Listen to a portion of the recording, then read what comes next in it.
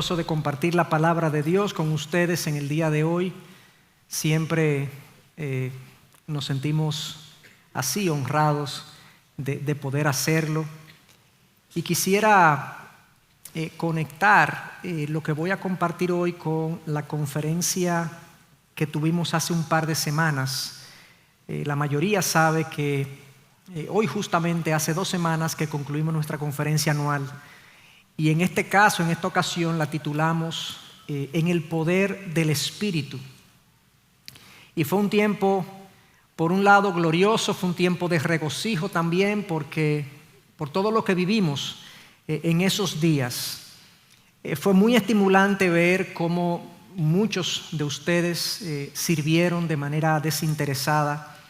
Un gran grupo de personas se ofreció sin presionarlos mucho, sin atacarlos mucho, para poder servir a la gente que venía a la conferencia. Y lo hicieron a pesar del calor sofocante que hubo en esos días. Le pedimos al Señor que no lloviera, pero Él respondió más allá de lo que podíamos imaginar. Respondió con un calor bueno. Pero también fue conmovedor el hecho de que mucha gente de muchas iglesias, de muchos países, se reunieron aquí con el mismo deseo de ser instruidos. Había como un hambre, un apetito de ser instruidos, de ser edificados. Y vimos también cómo nos reunimos con múltiples hermanos de otras congregaciones que, a pesar de nuestras diferencias, lo que nos unía era más importante que las diferencias que teníamos. Y pudimos adorar juntos. De hecho, el sábado en la noche hubo una noche de adoración donde muchos hermanos de muchas iglesias nos unimos a adorar a nuestro Dios. Y luego de la conferencia hemos recibido múltiples testimonios de cómo Dios, por medio de su Espíritu, pues edificó a gente, estimuló a otros, fortaleció la fe de muchos, desafió el compromiso que muchos teníamos hacia el Señor. Y para muchos también fue clarificadora la conferencia, porque aclaró muchas dudas con respecto al Espíritu Santo y a su trabajo, su labor en nuestras vidas. Hubo una persona en particular con un testimonio muy sencillo que se me acercó al final de la conferencia o el día posterior y me dice: Chacho, yo no me había percatado de lo importante que era el trabajo del Espíritu Santo en mi vida. Para mí la conferencia fue un antes y un después en mi caminar con Dios.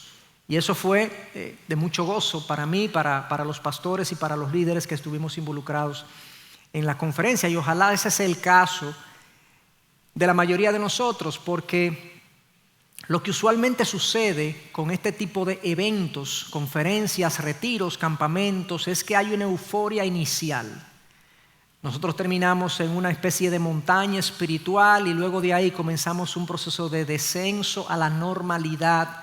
Y las cosas que aprendimos, las cosas que vimos, que experimentamos, pues tienden a quedarse atrás. Pasa a ser como una simple montaña rusa donde literalmente uno se monta, uno se divierte, pasa un buen rato, pero uno se desmonta de ahí y no es transformado. Y lo ideal es entonces que lo que pasó en la conferencia, lo que aprendimos del Espíritu Santo, no solo sea un momento de euforia que experimentamos en esa ocasión, sino que se haga parte de nosotros y genere un cambio, una transformación duradera en nuestras vidas. Como vimos, si el Espíritu Santo es la tercera persona de la Trinidad, es Dios y nos habita, según Jesús nos dijo en Juan 14:17, que Él estará no solo con ustedes, sino en ustedes. Es lo mismo que dice Pablo en 1 Corintios 6, cuando le dice a los discípulos: ustedes son el templo del Espíritu Santo. Si eso es así, nuestra vida no puede caminar igual. Si nosotros hospedamos a Dios mismo a través de su Espíritu, nuestra vida debe manifestar esa realidad. El Espíritu Santo no solamente nos habita, no está ahí pasivo, sino que el Espíritu Santo nos guía, según Romanos 8:14. No solamente nos guía, sino que según Juan 14:16, Él nos consuela y nos fortalece en los momentos de necesidad. pero más aún, Él intercede por nosotros, como dice Romanos 8:26, en favor de nosotros conforme a la voluntad de Dios. Y ese ministerio de que Él intercede por nosotros lo hace por una razón. Y es que según el pasaje, literalmente el pasaje de Romanos 8:26 dice que nosotros no sabemos cómo orar.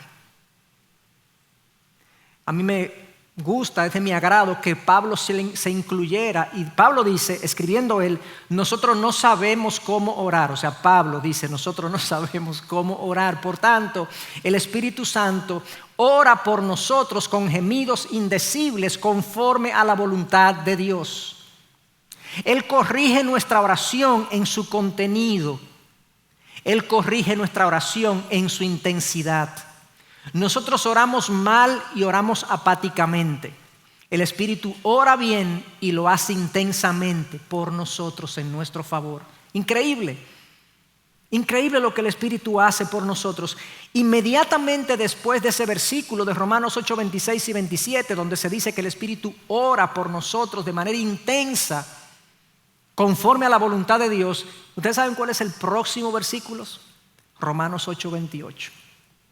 Y sabemos que los que aman a Dios, todas las cosas cooperan para bien. Esto es para los que son llamados conforme a su propósito. O sea, su oración en nuestro favor resulta en que todas las circunstancias de la vida cooperan para nuestro bien espiritual.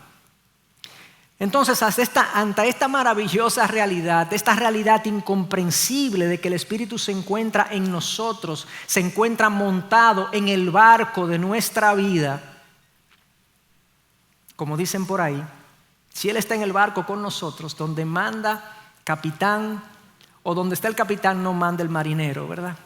Si Él es el que habita en nosotros y Él es un ser de extrema, superior categoría que nosotros, Él ha de gobernar nuestras vidas. Esa es la razón por la que hemos titulado el mensaje de hoy, el timón que controla tu vida. Eso se supone que debe ser el Espíritu Santo en nosotros, el timón que controla nuestra vida. Y antes de leer el pasaje en el cual voy a concentrar mi mensaje, yo quisiera dar un poco de contexto. El pasaje está en Efesios, la carta a los Efesios, escrita por el apóstol Pablo, una carta muy conocida, muy famosa. Creo que hasta los que no leen la Biblia saben que hay una carta a los Efesios, pero es una carta de apenas 6 capítulos. Y como típicamente Pablo hacía en todas sus cartas, los primeros capítulos, los primeros 3 capítulos son teológicos, son expositivos, son instructivos. Los próximos 3 capítulos, del 4 al 6, son capítulos de ordenanzas e instrucciones que Pablo da, que se supone los discípulos, los que reciben esta carta, deben vivir a la luz de lo que han sido enseñados en los primeros capítulos del libro. Y yo simplemente, a manera de ejemplo, para ilustrarles lo que les estoy diciendo, miren las verdades que están en los primeros 3 capítulos de la carta a los Efesios. Pablo se desplaya aquí explicando lo que Dios ha hecho por nosotros en Cristo. Y utiliza unas frases y unas expresiones extraordinarias para darnos una idea de lo que implica el trabajo de Dios en nuestro favor. Comienza el capítulo 1, versículo 3 diciendo: bendito sea el Dios y Padre de nuestro Señor Jesucristo, que nos ha bendecido con toda bendición espiritual en los lugares celestiales en Cristo. Hemos sido bendecidos con grandes bendiciones espirituales, algunas de las cuales no estamos ni siquiera conscientes de ellas o del todo conscientes de ellas. En 1:4 se nos dice que Él nos escogió en Cristo antes de la fundación del mundo. Y el 1:5 dice que nos escogió antes de la fundación del mundo y nos predestinó. En el 1:7 nos dice que tenemos redención mediante su sangre, lo que implica que Dios nos ha comprado para sí. Redención, la palabra implica eso, nos ha comprado para sí y nos ha hecho libres en Cristo. En el 1:11 dice que hemos obtenido herencia en Él. Somos herederos junto con Cristo de todas las cosas. Capítulo 1, versículo 13. Hemos sido sellados por el Espíritu Santo de la promesa. En un capítulo, fíjense cómo todas las cosas que Pablo menciona que han sido hechas por Dios en nuestro favor, gracias al trabajo y la obra completa de Cristo Jesús. Pero pasamos luego al capítulo 2 y leemos el conocidísimo verso de que pero Dios, se nos dice, que es rico en misericordia por causa del gran amor con que nos amó, aun cuando estábamos muertos en nuestros delitos, nos dio vida juntamente con Cristo. Por gracia ustedes han sido salvados.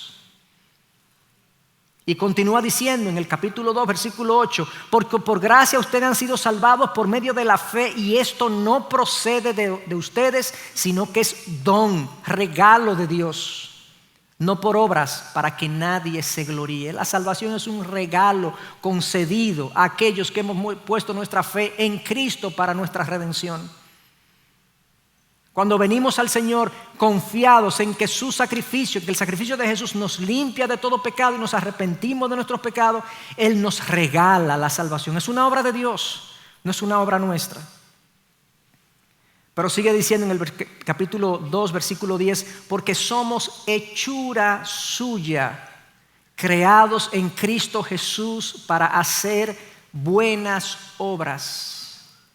Las buenas obras no nos salvan, pero hemos sido salvados para hacer buenas obras, las cuales, dice el texto, Dios preparó de antemano para que anduviéramos en ellas. Wow, Dios preparó un camino para que nosotros caminemos por ese camino de buenas obras. Capítulo 2, versículo 19, es el último que quiero leer. Así pues, ustedes ya no son extraños ni extranjeros, sino que son conciudadanos de los santos y son de la familia de Dios. O sea, si tú has puesto tu fe y tu confianza en Cristo para el perdón de tus pecados, si te has sometido a su palabra para el gobierno de tu vida, tú eres familia de Dios. Piensen en ese concepto por 10 segundos. Yo soy familia de Dios. Esa es la idea claramente que está expresada en este pasaje. Todas esas verdades, todo lo que yo les acabo de decir está en apenas 2 o 3 capítulos de los primeros capítulos del libro de los Efesios. Pablo está enseñando, instruyendo todo lo que Dios ha hecho en Cristo por nosotros. Entonces los próximos capítulos del 4 al 6 es un por tanto, entonces 4:1, yo pues, prisionero del Señor, les ruego que ustedes vivan de una manera digna de la vocación que han sido llamados. Lo que Dios ha hecho por ustedes, Él los conoció desde antes de la fundación del mundo, los eligió para sí, los compró, los redimió. Vivan de una manera digna. 4:17, esto digo pues y afirmo juntamente con el Señor que ustedes ya no anden así como andan también los gentiles en la vanidad de su mente. Ya nosotros no podemos caminar de manera igual. Los gentiles o los que no conocen al Señor andan en la vanidad de su mente, persiguiendo las cosas fáciles y placenteras de este mundo, como si eso les llenara el alma, les llenara el corazón. Nosotros no vivimos así, respondemos a un propósito superior, más alto, servimos a un Dios santo. 4:22, ustedes despójense del viejo hombre que se corrompe según los deseos engañosos y que sean renovados en el espíritu de su mente y se vistan del nuevo hombre. 5:1, sean pues imitadores de Dios como hijos amados y anden en amor. 5:3, porque la inmoralidad y toda impureza o avaricia ni siquiera se mencione entre ustedes, como corresponde a los santos. Es en esa lista de por tanto, por lo que Dios ha hecho en nosotros, por nosotros en Cristo Jesús, que leemos ahora el versículo que queremos exponer, que está en Efesios 5, versículo 15 al 18. Por tanto, tengan cuidado cómo andan, no como insensatos, sino como sabios, aprovechando bien el tiempo porque los días son malos. Así pues, no sean necios, sino entiendan cuál es la voluntad del Señor. Y no se embriaguen con vino, en lo cual hay disolución, sino sean llenos del Espíritu, Hablen entre ustedes con salmos, himnos y cantos espirituales, cantando y alabando con su corazón al Señor. Den siempre gracias por todo, en el nombre de nuestro Señor Jesucristo, a Dios el Padre. Sométanse unos a otros en el temor de Cristo. Ese es el pasaje. Es un por tanto, en vista de lo que Dios ha hecho por nosotros, ¿qué nos queda? Bueno, vivan con cuidado, vivan como sabios, buscando la voluntad de Dios. Déjense llenar por el Espíritu, y etcétera, etcétera. Eso es lo que continúa diciendo. Ese es en el contexto en el que está este pasaje. Yo quisiera entonces que exploremos este pasaje a la luz de 3 preguntas que le vamos a hacer al texto. En primer lugar, ¿cuál es el enfoque, según este pasaje, que tiene una vida controlada por el Espíritu? ¿Cuál es el enfoque que tiene una vida controlada por el Espíritu? Hemos titulado el sermón el timón que gobierno, que controla mi vida. Bueno, ¿cuál es el enfoque cuando mi vida es controlada por el Espíritu? Número 1. Número 2, ¿cuál es la esencia de una vida controlada por el Espíritu? Y número 3, ¿cuáles son los resultados de una vida controlada por el Espíritu? Esas son las 3 preguntas que queremos hacerle a este pasaje. Y comenzando con la primera, ¿cuál es el enfoque, según este pasaje, de una vida controlada por el Espíritu? Y claramente cuando leemos el pasaje, el versículo 15 al 17, y vemos cuál es el enfoque de esta vida. Fíjense lo que dice el versículo 15 al 17. Por tanto, tengan cuidado cómo andan, no como insensatos, sino como sabios, aprovechando bien el tiempo, porque los días son malos. Así pues, no sean necios, sino entiendan cuál es la voluntad del Señor. El enfoque de una vida gobernada por el Espíritu es una vida que está enfocada en hacer la voluntad de Dios en la medida que camina, en la medida que se vive. Yo diría que resulta hasta cierto punto obvio lo que yo acabo de decir. Claro que una vida gobernada por el Espíritu Santo debe ser una vida que se deja gobernar, o más bien que busca cumplir, hacer, complacer la voluntad de Dios, ciertamente. Pero yo quisiera, a pesar de lo obvio que parece, yo quisiera que exploremos un poquito esa idea. En un momento dado, Jesús está enseñándole a sus discípulos ciertas cosas. Y llega a su familia. Parece que su familia en ese momento no podía entrar hasta donde él estaba. Y le mandan a decir: Jesús, te buscan tu madre y tus hermanos. Y en Marcos 3:33 nosotros leemos lo siguiente: Él les respondió diciendo: ¿quién es mi madre y mis hermanos? Y mirando a los que estaban sentados alrededor de él, dijo: he aquí mi madre y mis hermanos, porque todo aquel que hace la voluntad de Dios, ese es mi hermano y mi hermana y mi madre. ¿Qué respuesta la de Jesús, verdad? Mi hermano, mi hermana, mi madre, mi familia son aquellos que quieren hacer la voluntad de Dios. En otras palabras, se supone que el Hijo de Dios debe estar enfocado en su vida, en su día a día, en hacer aquello que le agrada, que le complace a su Padre Celestial. Yo no sé con qué tanta frecuencia o con qué frecuencia al día tú piensas en esta idea. Yo no sé si al tomar una decisión económica, al corregir un hijo, al relacionarte con tu cónyuge, al tú vivir en tu cotidianidad, si tú estás pendiente de que lo que tú hagas, lo que tú digas, la manera como tú reacciones, que tú pienses: yo quiero que complazca, que agrade a mi Dios. Yo quiero hacer su voluntad. Yo quiero que cuando Él me vea vivir, sienta una sonrisa, sienta agrado, sienta complacencia. De Cristo, el Padre dijo en el momento que se bautizó, cuando Cristo se va a bautizar, sale de las aguas y viene la paloma, ¿verdad? El Espíritu Santo en forma de paloma. La declaración de Dios fue: este es mi Hijo en el cual me complazco. ¿Y por qué el Padre declaró eso de Jesús? Bueno, Jesús dijo en Juan 14:34: mi comida es hacer la voluntad del que me envió y llevar a cabo su obra. Literalmente, en esa ocasión Jesús estaba enseñando, predicando, ministrando, sanando, y los discípulos dicen: ven, pero tú tienes que comer algo. Y Él usó ese momento para enseñar que para Él su más alta prioridad, su enfoque en la vida, era hacer la voluntad de Dios. Claro que Él le daba hambre y Él comía en ocasiones, Pero para él eso era secundario. Para él lo prioritario era hacer la voluntad del que le envió. En otra ocasión, en Juan 6:38, dice: porque he descendido del cielo no para hacer mi voluntad, sino la voluntad del que me envió. Hermanos, uno de los aspectos, se supone, distintivos del cristiano es que debe tener un deseo profundo y debe tener una intención regular de vivir en la voluntad de Dios, de hacer aquello que es del agrado de su Padre Celestial. Evidentemente, por el corazón pecaminoso que tenemos, a veces eso no es así. A veces nosotros sencillamente le damos para allá.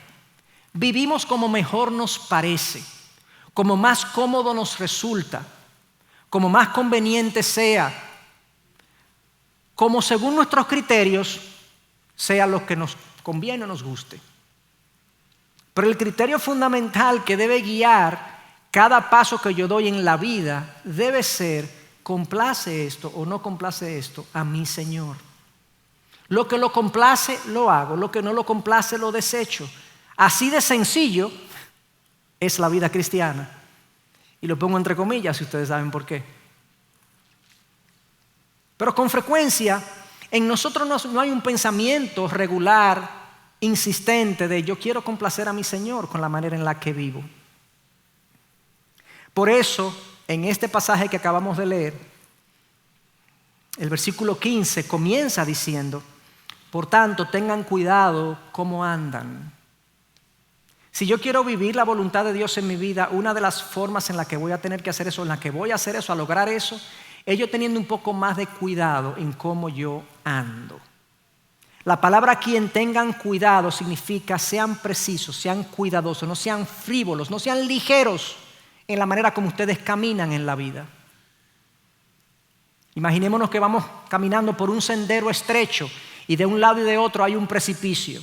Cada paso que tú vas a poner en ese sendero, tú vas a tener cuidado de no pisar mal, no sea que te tropieces y te caigas.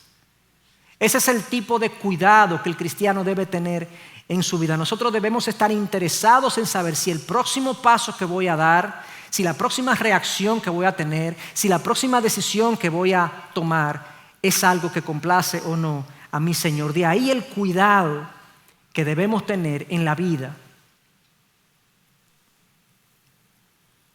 Pero además de eso, como algo agregado al cuidado que debemos tener, es parte del cuidado, se nos dice que debemos aprovechar bien el tiempo, porque los días son malos. Tengamos cuidado cómo andamos, no andemos como necios.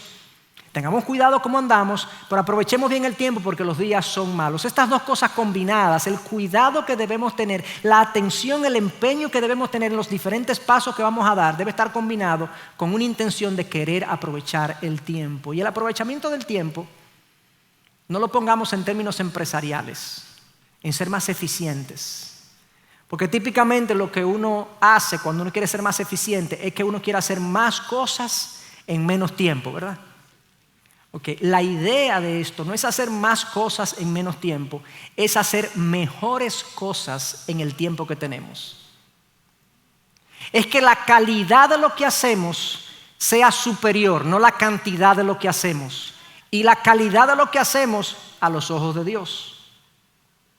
Que nuestras vidas estén más enfocadas en aquello que es importante, significativo para Dios.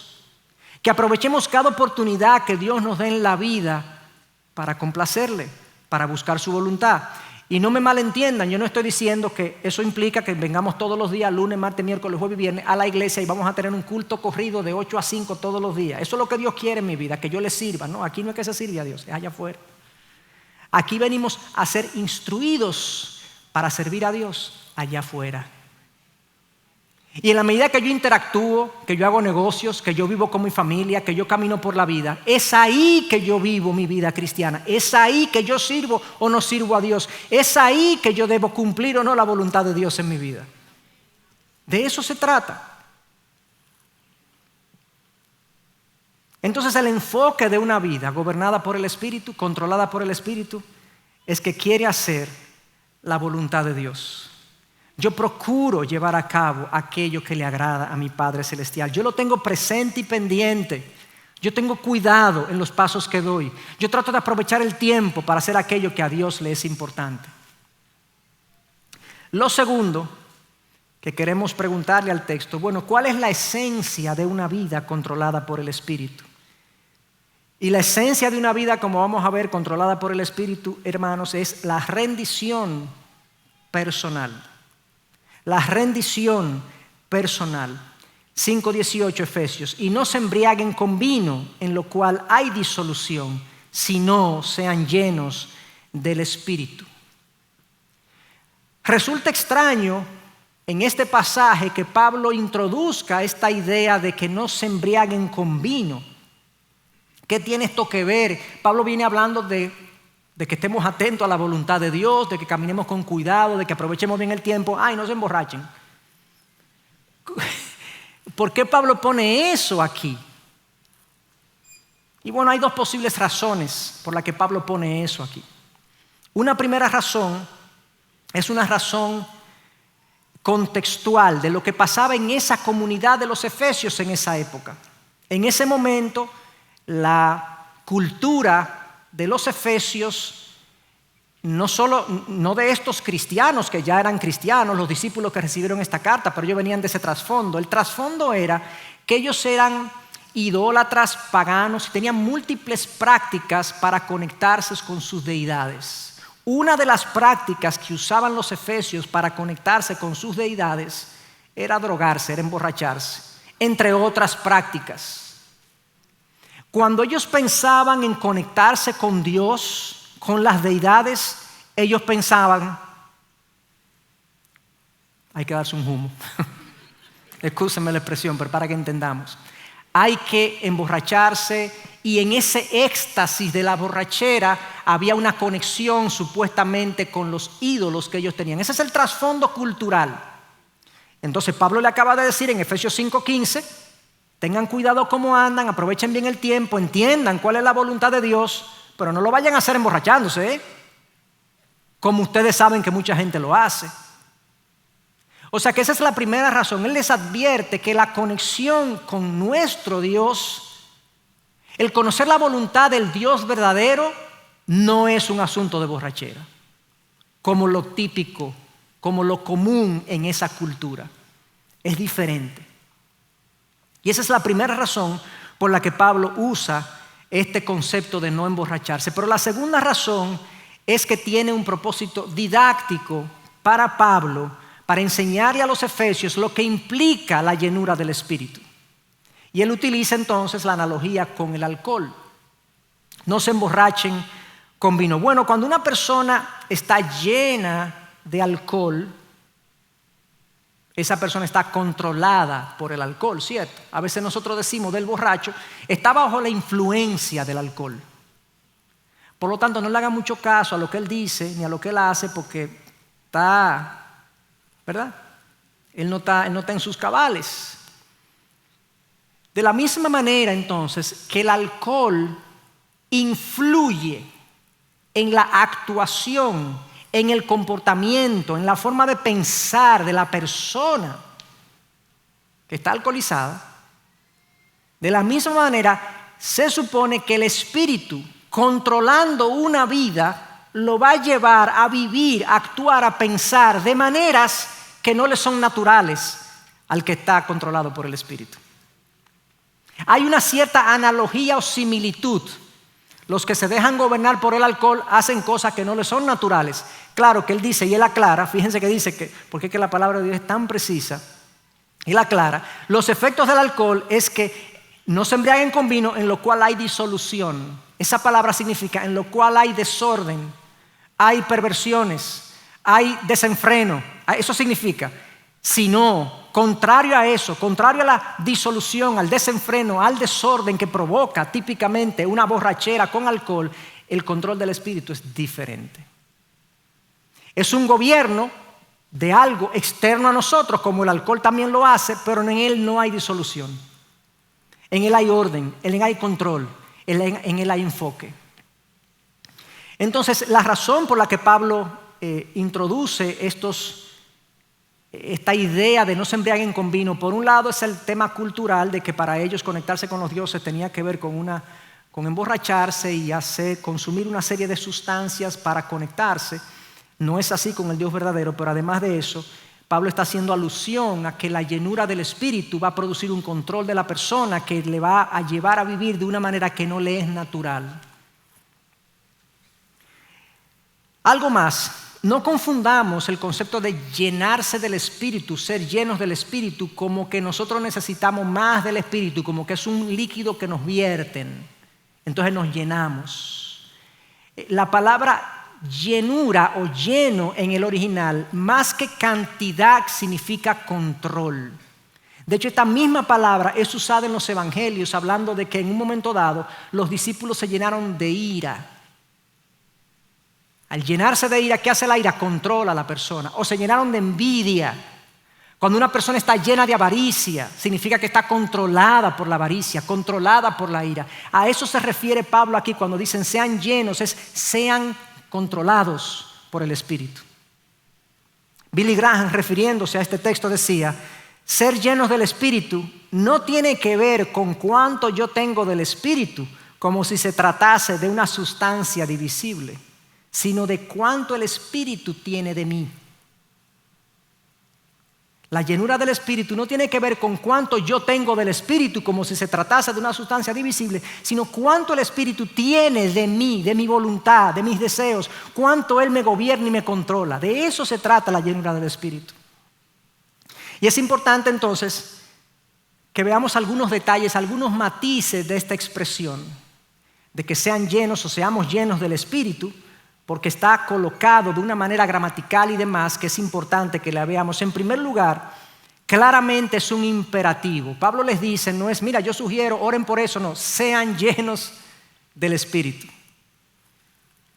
En las traducciones tradicionales que usan el sed, el amad, el perdonad, todo lo que aparece con de al final es un imperativo. Esa es la forma como está expresada. En este caso, en la Reina Valera del 60, este versículo dice, sed llenos del Espíritu. Es un imperativo que se supone nos aplica a todos los creyentes. Y dicho sea de paso, está en plural.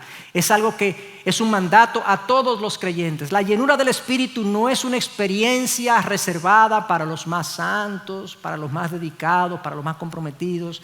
Es una experiencia que se supone debe ser una realidad en todo creyente. Todo creyente debería estar atento a si se está dejando o no gobernar por el Espíritu. Esto no es un mandato, como decía, para los más comprometidos solamente, sino para todo creyente, todo hijo de Dios. Entonces lo primero es que es un mandato, plural, a todos. Lo segundo es que está en voz pasiva. Es decir, nosotros somos llenados por el Espíritu. ¿Y cómo entonces, si es el Espíritu que nos llena, que nos controla, por qué Pablo nos ordena a nosotros que hagamos eso, ser llenos del Espíritu? Si lo traducimos, él lo que está diciendo es, déjense llenar por el Espíritu. Esa es la voz pasiva. Dejen que el Espíritu los llene. Y vamos a ver un momentito qué implica eso, cómo nos dejamos llenar por el Espíritu. Pero por lo pronto, guárdenlo ahí, lo que está diciendo Pablo es, déjense llenar por el Espíritu, déjense controlar por el Espíritu. Pero el tercer matiz del cual quería advertir, es que es un presente continuo. Es decir, Pablo le está diciendo, dejen que el Espíritu los controle de manera continua, permanentemente. Que Él sea el capitán, el timón de tu vida de manera regular. Que este sea el estado en el que tú vives de manera consciente, de manera permanente. Si ponemos estas tres cosas juntas, podemos traducir ese versículo, lo que yo diría una paráfrasis. Una paráfrasis es como una forma fácil de traducir un verso o comunicar un verso. Lo que Pablo está diciendo es lo siguiente, en Efesios 5:18. Le ordeno a todo hijo de Dios que de manera cotidiana rinda al Espíritu Santo el control de todos los aspectos de su vida, como la única forma de vivir conforme a la sabia voluntad de Dios. Eso es lo que Pablo está diciendo. Le ordeno a todo hijo de Dios que de manera cotidiana rinda al Espíritu Santo el control de todos los aspectos de su vida como la única forma de vivir conforme a la sabia voluntad de Dios. De eso se trata. La esencia de la llenura entonces es mi rendición al control del Espíritu en mi vida. Y un paréntesis aquí para aclarar algo. En otras ocasiones, en otros pasajes, se habla de llenura del Espíritu, pero no en el mismo sentido. En el libro de los Hechos encontramos algunos pasajes donde Pedro, donde Pablo fueron llenos del Espíritu. De hecho, leemos en Hechos 4:8, entonces Pedro, lleno del Espíritu Santo, les dijo, gobernantes y ancianos del pueblo. Y él predicó ahí, como decía, un sermonazo. Y se convirtió en un grupazo de gente. En ese momento, el Espíritu Santo lo llenó, lo empoderó, lo capacitó para predicar de una manera firme, con denuedo, con valor, con claridad y con convencimiento. Y mucha gente vino al Señor, producto de ese mensaje de Pedro, de uno de los primeros mensajes de Pedro. De la misma manera, en un momento dado, en Hechos 4:31, nos dice el pasaje que los discípulos estaban reunidos y después que oraron, el lugar donde estaban reunidos tembló. Y todos fueron llenos del Espíritu Santo y hablaban la palabra de Dios con valor. O sea, Dios los llenó para que hablaran la palabra de Dios con valor. De la misma manera vemos en el Viejo Testamento, oigan este caso, Éxodo 31, versículo 3, dice, Dios hablando de una persona, dice, y lo he llenado del Espíritu de Dios en sabiduría, en inteligencia, en conocimiento y en toda clase de arte, para elaborar diseños, para trabajar en oro y en plata y en bronce y en el labrado de las piedras, para engaste, en el tallado de la madera, a fin de que trabaje en toda clase de labor. Esto es que cuando Dios ordenó que se hiciera su templo, Él capacitó a los artesanos, a los orfebres, a los que iban a trabajar la madera, a los ebanistas. Imagínense un ebanista lleno del Espíritu, gloria a Dios. Wow. Pero bueno, ese tipo de cosas fueron ocasiones especiales donde Dios capacitó de manera particular a su pueblo, a individuos particulares, para llevar a cabo alguna obra que se les encomendó. Esto es lo que se conoce como la llenura del Espíritu, como una experiencia puntual para llevar a cabo una obra. No es esa la llenura del Espíritu de la cual Pablo está hablando en Efesios 5:18. Más que una experiencia de un momento donde Dios me capacita, es un estado de la vida donde yo me rindo al control del Espíritu y Él me gobierna. Entonces es diferente a la experiencia. Entonces no confundamos cuando leemos el libro de los Hechos, en múltiples ocasiones se habla de que fueron llenos del Espíritu, fueron llenos del Espíritu. No está hablando de la misma cosa que la llenura del Espíritu, la cual Pablo ordena que sea una realidad para todos los creyentes.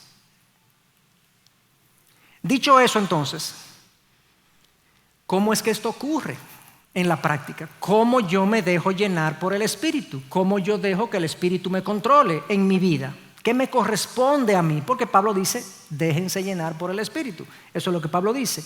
Bueno, lo primero es que yo tengo que entender, hermanos, y tenemos que entender que el Espíritu Santo no es una energía, ni una fuerza, ni un poder. El Espíritu Santo es una persona. Así se presenta en la Biblia, así Pablo lo trata en sus diferentes cartas, en el mismo libro de los Hechos.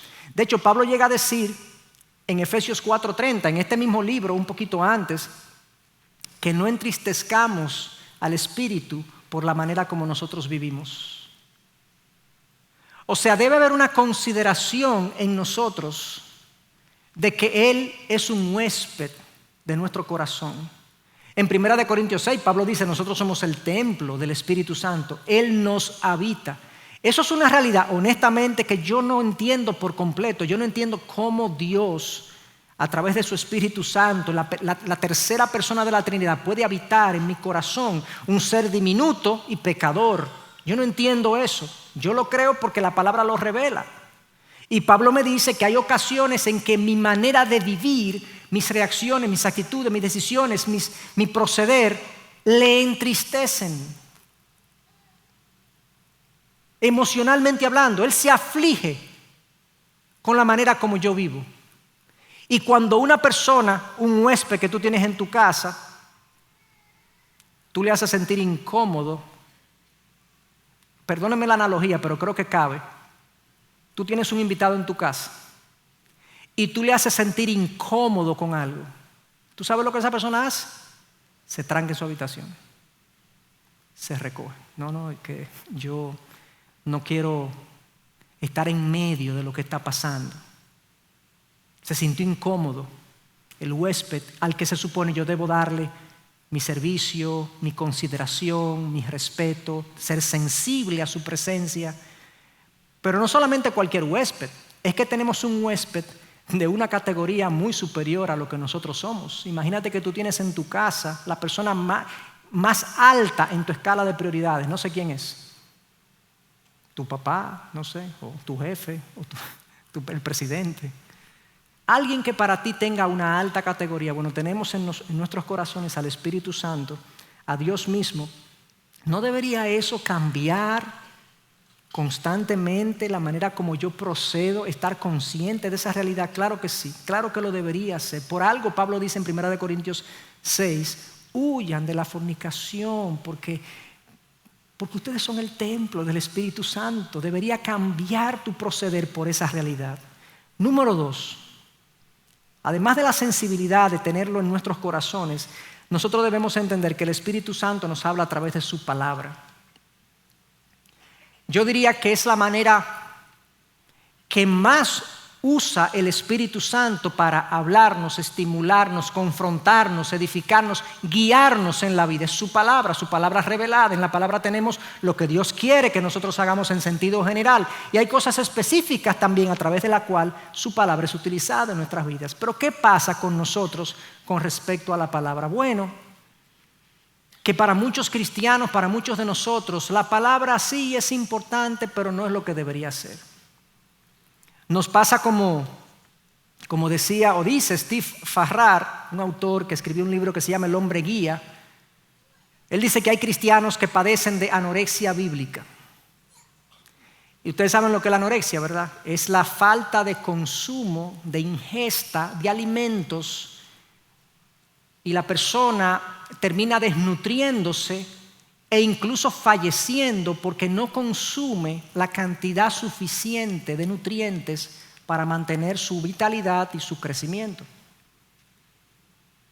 En la vida cristiana hay cristianos que consumen tan poca palabra de Dios, ya sea porque se exponen poco a ella, porque la estudian poco, porque la meditan poco, que están desnutridos espiritualmente hablando.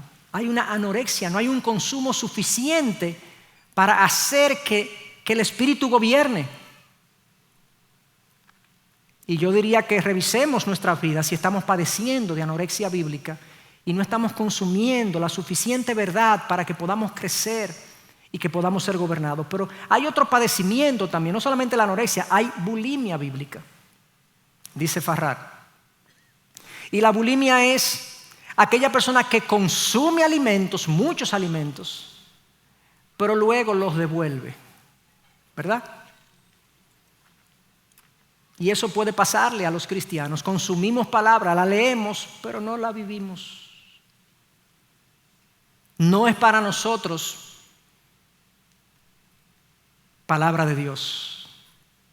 Lo vemos como algo valioso, interesante, pero no es algo que me va a gobernar. Yo tengo mis propios criterios para vivir la vida, para hacer negocios, para corregir un hijo, para tratar a mi esposa, para pagar impuestos, para gastar mi dinero, para hacer todo. Yo tengo mis propios criterios, no los criterios bíblicos. Eso es muy radical. No es así. Se va a volver uno loco si uno se lleva de eso. Puntos suspensivos, excusas para mantenernos en un estado de pecado. No puedo decir otra cosa. La bulimia es eso, la bulimia es el consumo de palabra, pero no voy a aplicar lo que ella me dice, sencillamente devuelvo lo que se me dice. Y yo me pregunto, ¿podría yo ser gobernado por el Espíritu si yo padezco de anorexia o de bulimia, si yo no consumo lo suficiente, si lo que consumo no lo aplico? No, claro, como el huésped que Él es en mi corazón, Él se retira. Él no me va a llevar, claro que luego tendré que lidiar con las consecuencias de mi pecado, y Dios lidiará conmigo de otra manera porque Él se ha comprometido con transformarme a la imagen de Cristo, pero eso no es una vida llena del Espíritu.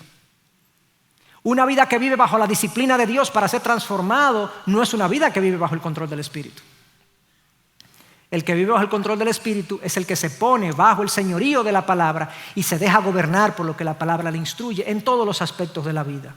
Y ese es el segundo aspecto, el rol que debe jugar la palabra de Dios en el gobierno de mi vida, en todos los aspectos que ella contiene.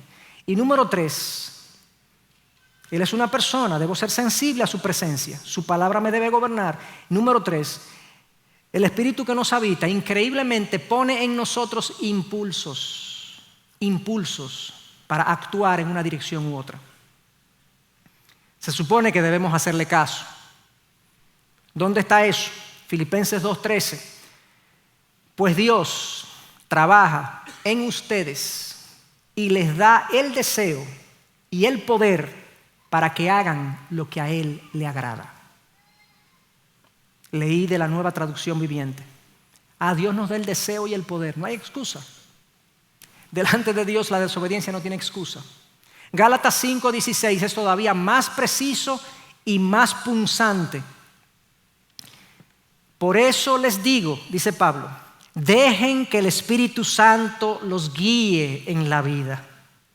Entonces no se dejarán llevar por los impulsos de la naturaleza pecaminosa. La naturaleza pecaminosa desea hacer el mal, que es precisamente lo contrario a lo que quiere el Espíritu. Y el Espíritu nos da deseos que se oponen a lo que desea la naturaleza pecaminosa. Estas dos fuerzas luchan constantemente entre sí. Entonces ustedes no son libres para llevar a cabo sus buenas intenciones. ¡Wow! Hay una lucha interna de impulsos de la carne e impulsos del Espíritu. Él nos da deseos y mientras más yo consuma la palabra de Dios, más fuertes son esos deseos del Espíritu en mi corazón. Lo que estamos diciendo, hermano, es que ante cada situación que la vida te presente, de cualquier tipo que sea esa situación, que requiera de ti una decisión, una reacción, lo que sea que la vida te presente, tú vas a tener, si tú eres creyente, un impulso de la carne y un impulso del Espíritu. ¿De cuál tú te vas a llevar? Esa es la pregunta. ¿Ante cuál tú te vas a plegar? Esa es la pregunta. ¿Te vas a dejar gobernar por el Espíritu y sus deseos? ¿O te vas a dejar gobernar por la carne y sus deseos? El deseo del Espíritu siempre va a ser en la dirección de su fruto. ¿Cuál es el fruto espiritual? ¿Cuál es el fruto del Espíritu? Gálatas 5:22. El fruto del Espíritu es amor, gozo, paz, paciencia, benignidad, bondad, fidelidad, mansedumbre, dominio propio. Todo lo que te conduzca hacia allá, todo impulso que sea hacia allá, pues es algo que viene del Espíritu. Pero todo lo que te conduzca, Gálatas 5:19. Ahora bien, las obras de la carne son inmoralidad, impureza, sensualidad, idolatría, hechicería, enemistades, pleitos, celos, enojos, rivalidades, disensiones, herejías, envidias, borracheras, orgías y cosas semejantes. Todo lo que te lleve en esa dirección es de la carne. No le hagas caso. En el contexto de tu familia, en el contexto de tu trabajo, en el contexto de tus decisiones diarias, en el tránsito cuando tú manejas, cuando te dejas gobernar por esas cosas, por los pleitos, por las disensiones, por las rivalidades, por la ansiedad, son cosas de la carne. Y yo como creyente, dice la Biblia que yo tengo el deseo y el poder de hacerlo diferente. Parecería que yo estoy predicando fuerza de voluntad, ¿verdad? Como que es esto. Bueno, hay un momento en el que se requiere que yo obedezca, que yo ejerza mi fuerza de voluntad. Pero oigan qué pasa. Si en el momento de la decisión, ante los dos impulsos, y yo sé cuál es el impulso del Espíritu y yo sé cuál es el impulso de la carne, yo me pliego y obedezco el impulso del Espíritu, en ese momento yo me he dejado gobernar y ahora el Espíritu me da fuerza y me da poder. Y ahora lo que se produce, el fruto es de Él, no mío. Es así. Gracias al Señor. En ese momento donde yo me pliego al deseo del Espíritu, yo me he dejado llenar, me he dejado controlar. Entonces, ¿cuál es el enfoque de una vida controlada por el Espíritu? Hacer la voluntad de Dios. Eso debe estar más presente en nosotros. Esa intención y ese deseo debe estar más presente en nuestra cotidianidad. Número 2, ¿cuál es la esencia? La rendición. Yo quiero que mi vida sea controlada por el Espíritu. Yo debo rendirme a mis deseos y mis impulsos. Debo rendir mis deseos y mis impulsos a los deseos del Espíritu. Ahora, ¿cuáles son los resultados? Y este es el último punto, más breve, de una vida gobernada por el Espíritu, de una vida controlada por el Espíritu. Los resultados están aquí. Versículo 19 del capítulo 5 de Efesios. Hablen entre ustedes con salmos, himnos y cantos espirituales, cantando y alabando con su corazón al Señor. Den siempre gracias por todo en el nombre de nuestro Señor Jesucristo a Dios el Padre. Sométanse unos a otros en el temor de Cristo. Wow. Una vida gobernada por el Espíritu va a comenzar a manifestarse de esta manera. Y aquí hay 3 componentes. Por un lado, gozo. Hablen entre ustedes con salmos, himnos y cantos espirituales, cantando y alabando al Señor en su corazón. Hay gozo, el corazón que canta es un corazón gozoso. Es un corazón que tiene una perspectiva de la vida donde sabe que Dios está en control y donde Dios gobierna las cosas para formar en nosotros la imagen de Cristo, y donde todo lo que pasa Él sabe que es producto de la buena providencia y voluntad de Dios en su vida. Él está gozoso.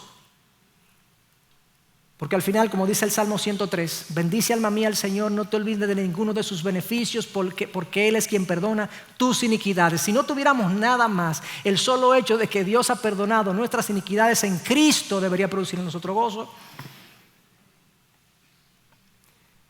Sí, Señor, hay gozo en mí, por tu gobierno en mi vida, hay gozo en mí. Pero no solamente hay gozo, hay gratitud. Versículo 20, den siempre gracias por todo. En el nombre de nuestro Señor Jesucristo, a Dios el Padre, por todo, por todo. Eso implica en el original todo.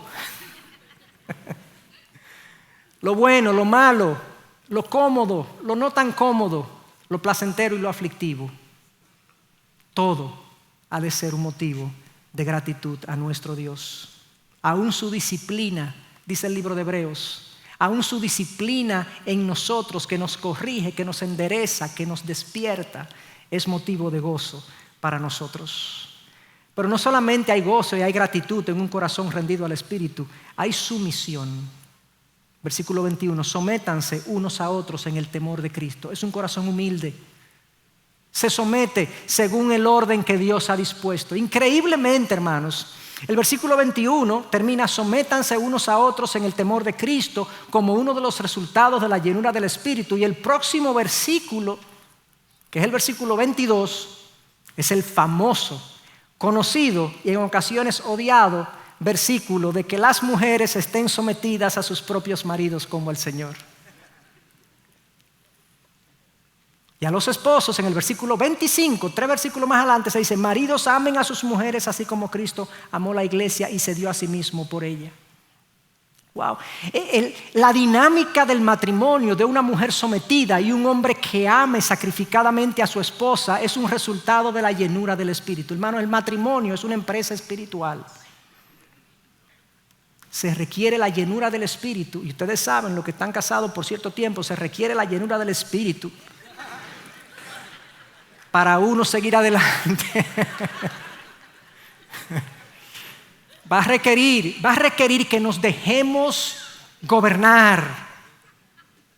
La mujer, para someterse al marido, se va a tener que dejar gobernar. Y el hombre, para amar a su mujer como Cristo ama a la iglesia, se va a tener que dejar gobernar. Porque si él pone sus ojos en su mujer y si la mujer pone sus ojos en el hombre, no hay manera. No hay manera.